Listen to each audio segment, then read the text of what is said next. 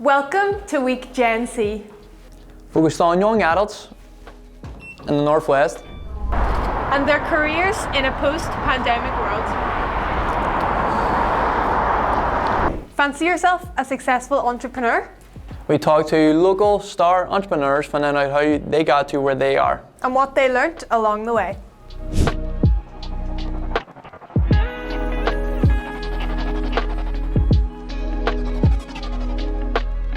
How's it going, Karl? Yes, those things. So tell us a little about UV Arts. I suppose a lot of people might see it more than they hear about it. UV Arts is a social enterprise. We're based in the Playhouse in Derry. And the aim of the company is to basically like transform spaces and places around the city. So we can create like new content for the city centre, murals, street art, graffiti.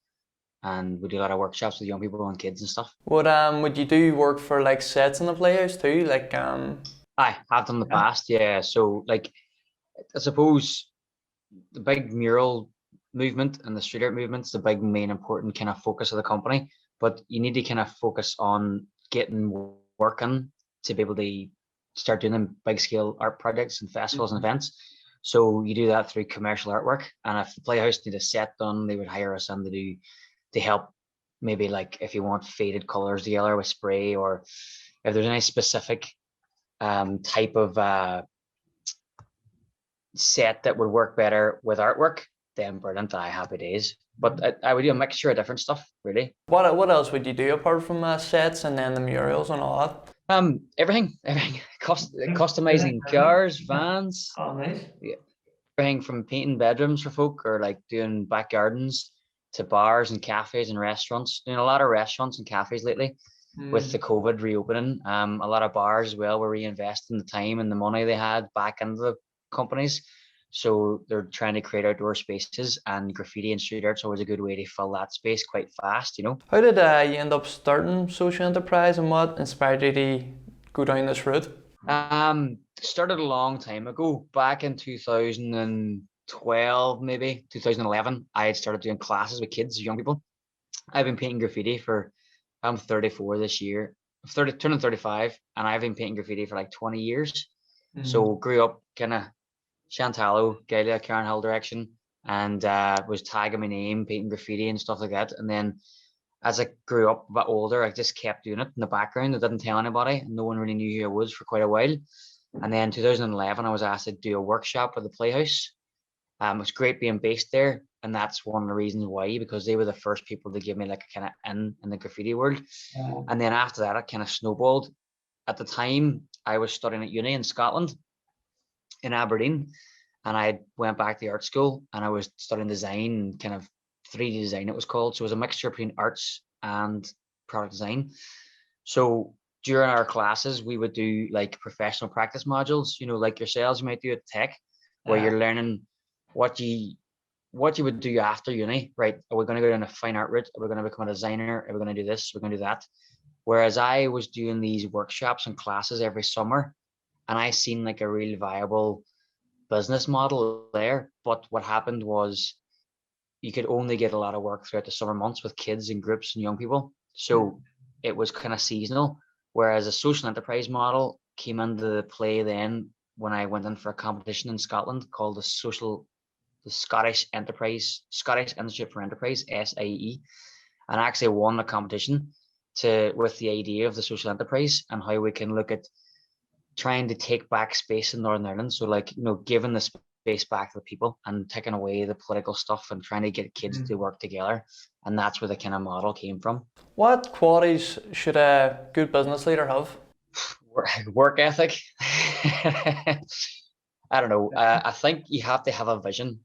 And especially if you're looking at enterprise or social enterprises, because if you don't have like a social vision or a social goal or like an end up, like an overarching kind of theme that you want to try and change something, or like use your ability to change something, you may as well just set up a business. Because if you're in it for profit, then you may as well just have a limited company.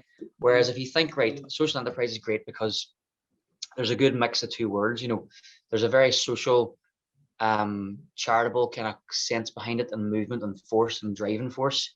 then if you look at the business enterprise, the business model, at the end of the day, you still need to make money. So you have to have a bit of a half and half. I suppose like definitely a bit of leadership and a bit of a creative vision or a social, well, my business would be a creative vision. And that's kind of one of the most important things. So if someone was to come in, they would have to share that vision. I think that's probably the easiest way is like, you know, it wouldn't be about making money. It's about creating change. And with me, it's creative, using creative arts to change. Whereas for somebody else, it could be access to education, access to learning. It could be like Far and Wild is a good example. They're looking at teamwork, outdoor elements, adventure, and they're a social enterprise as well. And they're trying to do it the similar kind of social goals, but with a different kind of model, you know. What's the best piece of advice you've ever been given? I don't want to say the actual word, but just do it. Get on with it. Just, you know, if you have an idea, there's nothing I like just, I think best piece of advice is go for it. Because if you don't try it, you're never gonna, like, if you don't fail, you're not gonna learn.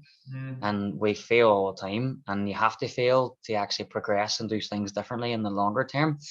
I suppose advice was just really from a lot of people was just go for it, just do it, because what have you got to lose? You know, if you're investing like a lot of money in the startup, then you have a very big risk there. Whereas with a social enterprise, especially limited by guarantee, there's no, you know, there's no crazy like limitations there. Like if stuff hit the fan really bad, like we're only invested in £1 donation, so they're not going to chase after you for your house or your car, because you're limited by a guarantee there that the goals of the business are for a charitable or social aims. So it's not like it's no risk, because there's always a lot of risks, and financially as well as, you know, emotionally and kind of like socially too. But it's, if you don't try, you're not going to find out. That's my motto. Like if you don't ask, you don't get. Couldn't agree more. And what advice would you give a young person starting a business?